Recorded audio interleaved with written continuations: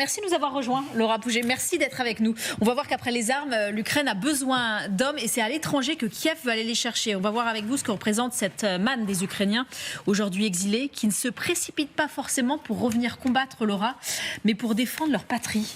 Selon la base de données Eurostat, Anne, en février 2024, 4,2 millions d'Ukrainiens étaient enregistrés dans les pays de l'Union européenne, dont 21% d'hommes adultes, soit environ 880 000 hommes. Quand on sait que l'armée ukrainienne compte à peu près 330 000 soldats déployés sur le champ de bataille, on voit que ce chiffre de la potentielle réserve étrangère est loin d'être négligeable. Surtout, alors que l'Ukraine fait face à une situation difficile sur le front, notamment causée par une double pénurie de munitions, pénurie d'hommes. Une première mesure est entrée en vigueur le 3 avril dernier, portant l'âge de la mobilisation de 27 à 25 ans. Signe de son impopularité, le projet a mis presque 1 an à se concrétiser. Désormais, le gouvernement ukrainien regarde donc du côté de ceux qui ont fui l'Ukraine avec la guerre pour échapper à la mobilisation.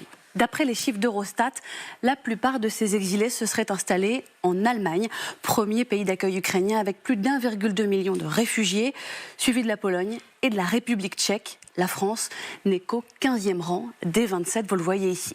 Dans ces pays de l'Union, les Ukrainiens ont parfois construit une nouvelle vie sans date de retour à ce stade.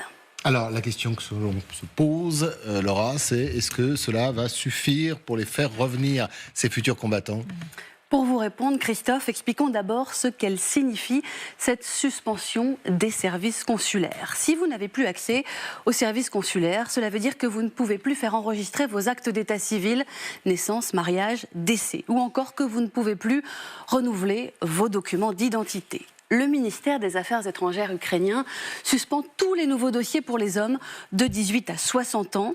Autrement dit, les hommes qui doivent rester en Ukraine depuis février 2022, qui ne peuvent théoriquement pas quitter le pays depuis le début de la guerre. Pour cette classe d'âge, la diplomatie ukrainienne prévient que seule la fourniture de carte d'identité pour rentrer en Ukraine est maintenue. Conclusion d'un avocat en droit des étrangers que j'ai interrogé ce matin, ils vont se retrouver dans une situation impossible. Car même si la loi française prévoit un titre de séjour spécifique pour les Ukrainiens, renouvelable tous les 6 mois, il faut justifier d'un passeport en cours de validité pour l'obtenir.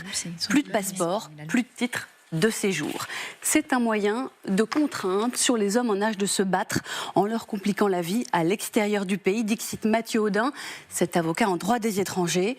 Ce sera juste, écrit-lui le ministre des Affaires étrangères ukrainien, Dimitro Kuleba sur son compte X. Façon de signifier aux hommes en exil que même s'ils ne rentrent pas au pays, la guerre pèsera sur eux d'une manière ou d'une autre. Merci beaucoup, Laura. Avant de vous entendre ici en plateau, on va aller en Ukraine retrouver l'une de nos équipes. Bonjour Marianne Kotonov. Bonjour à Marine Truchot du côté de Kharkiv. Comment elle est perçue cette décision qui a été prise, rappelons-le, par Dmytro Kuleba, le ministre des Affaires étrangères ukrainien, hier, d'aller chercher ces Ukrainiens exilés pour aller combattre ? Vous savez, le problème de la mobilisation ici, c'est ça fracture la société, hein, et c'est vraiment 50-50. Même les militaires qui sont sur le front, tu vois, nous disaient, mais en fait la démobilisation, parce qu'il y a aussi un problème de démobilisation, vous le savez, les militaires ne seront pas démobilisés, et même ça, les militaires étaient très partagés. Il y en a qui nous disent, bah oui, mais enfin on démobilise, mais on démobilise qui en premier? On peut pas démobiliser tout le monde.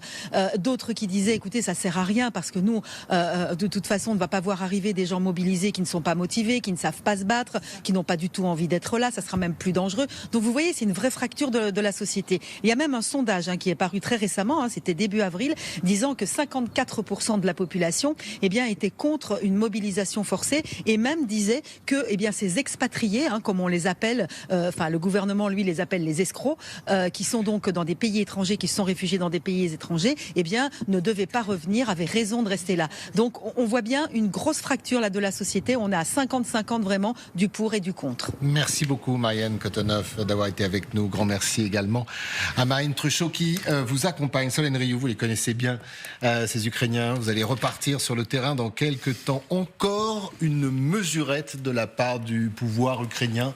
on ne veut pas prendre la décision ou la responsabilité de décréter une mobilisation générale, alors on essaye de taper là où on peut pour récupérer les hommes? Oui, je pense que c'est tout à fait ça et c'est très symbolique de dire on va faire revenir les Ukrainiens qui sont partis à l'étranger, parce que j'en connais des Ukrainiens qui sont partis à l'étranger et qui ne reviendront jamais, enfin tant qu'il y a la guerre, pas en Ukraine, parce qu'ils estiment qu'ils ne pourront pas contribuer à l'effort militaire en allant sur la ligne de front. Je me rappelle dans les tout premiers jours de guerre, ma première mission en Ukraine, alors pour le coup on avait rencontré un musicien qui jouait justement pour récolter des fonds pour envoyer sur la ligne de front. On lui avait demandé, vous êtes 27-28 ans, vous êtes en âge d'être envoyé sur le front, qu'est-ce que vous ferez si ça vous arrive?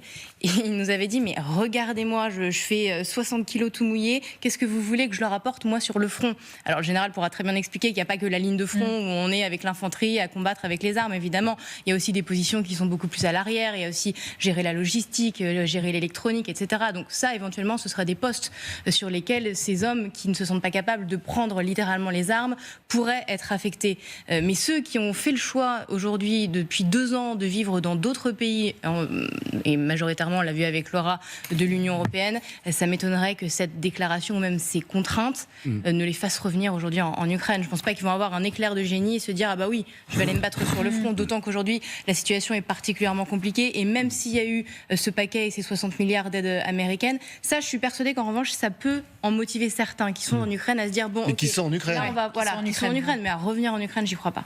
Général Trinquant, c'est vrai, et c'est ce que nous disait Charline aussi. Il y en a qui considèrent que leur effort de guerre à eux, c'est de faire des dons, des donations, pas forcément de s'engager effectivement. Est-ce que là, ce qui a été mis en place par Dmytro Kuleba, ça peut les inciter à revenir? Parce qu'on le voit bien, la situation va devenir invivable. Écoutez, moi je crois que fondamentalement, il faut replacer les choses à leur place. On demande aux Occidentaux, et souvent les Ukrainiens critiquent les Occidentaux, vous fournissez pas assez d'armes, pas assez d'argent, pas assez de... Les Occidentaux fournissent, là, avec ce qui vient de passer avec les Américains, les armes. Mais le problème, il est aussi des problèmes de soldats. Et c'est à l'Ukraine de fournir les soldats. Je vais vous donner des chiffres simples. La France, en 1914, même population que l'Ukraine aujourd'hui. 4 millions d'hommes mobilisés sur le terrain. Là, on nous parle de combien? 300 000. 300 000. 300 000. Donc voilà le gouffre. Alors, quand son pays est attaqué, quelles mesures on doit prendre pour défendre son pays? Alors, ça, c'est la bonne mesure, selon vous? C'est une des bonnes mesures? Non, mais et encore, c'est une mesure qui ménage. Elle amène de 27 à 25 ans. Entre 18 et 25 ans, les gens ne sont pas mobilisés. Donc c'est une mesure qui ménage. Donc je pense qu'il y a un moment où il faut arrêter d'accuser, et parfois je l'entends, y compris sur ce plateau, les Européens de ne pas faire assez, pas faire assez, pas faire assez. Les Ukrainiens, pardonnez-moi, mais il faut se battre. Ou bien, il faut décider qu'on ne va pas perdre des hommes sur le Donbass et qu'on arrête et qu'on négocie. Mais ça, c'est aux Ukrainiens de le décider. C'est pas à nous. C'est le problème de ce pays qui est un pays que l'on pourrait, sous votre contrôle, parce que vous le connaissez mieux que moi, considérer comme un pays à 2 vitesses. Il y a celles et ceux, celles aussi, qui se battent sur le terrain, et les autres, il y a eu des reportages absolument extraordinaires de ces soldats qui revenaient et qui voyaient à Kiev des gens aller en boîte de nuit, dans des bars, qu'en étaient dégoûtés. C'est classique de la guerre. Vous ne comprenez pas. Pendant nos guerres, la première guerre et la deuxième guerre, ça a été pareil. La première guerre, les soldats qui étaient dans les tranchées et qui revenaient à Paris et qui voyaient les boîtes de nuit qui étaient ouvertes. C'est dans toutes les guerres, c'est pareil. Et il y a des soldats ukrainiens qui font un boulot extraordinaire. Et j'entends parler de démobilisation. Mais depuis quand est-ce qu'on démobilise quand on est en guerre? Non, on envoie des gens en permission pendant 15 jours et ils reviennent. Mais c'est le problème de l'Ukraine. L'Ukraine n'envoyait personne en permission. Oui, il y avait des soldats 2-3 jours à l'arrière, qui étaient depuis 2 ans sur le front. Guillaume Lagan, je le disais, mesurette encore du pouvoir. C'est-à-dire que Zelensky, semble-t-il, a peur de se fâcher avec une partie de la population pour faire ce que disait le général, c'est-à-dire mobiliser des hommes à hauteur de l'enjeu de la guerre. Écoutez, oui, certainement mesurette. Moi, je reste quand même un peu modeste parce que, vous savez, en France, on a 150 milliards d'euros de déficit.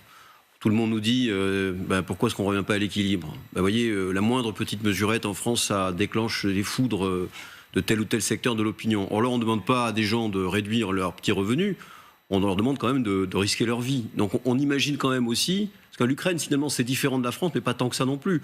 On imagine aussi ce que ça représente pour une société qui a été habituée à la paix et qui découvre la guerre de haute intensité depuis 2 ans. Ce que, je trouve que les comparaisons aussi avec le passé, il faut aussi les relativiser. Qui découvre la guerre depuis 2014. D'abord, il faut les relativiser parce que par le passé aussi, on a été obligé de contraindre les gens. Tout à l'heure, le général parlait de la Première Guerre mondiale. En 1914, l'Angleterre, elle a décidé que seuls les volontaires partiraient au front. Et de fait, il y a eu des milliers et des milliers d'Anglais qui volontairement se sont enrôlés dans les troupes anglaises.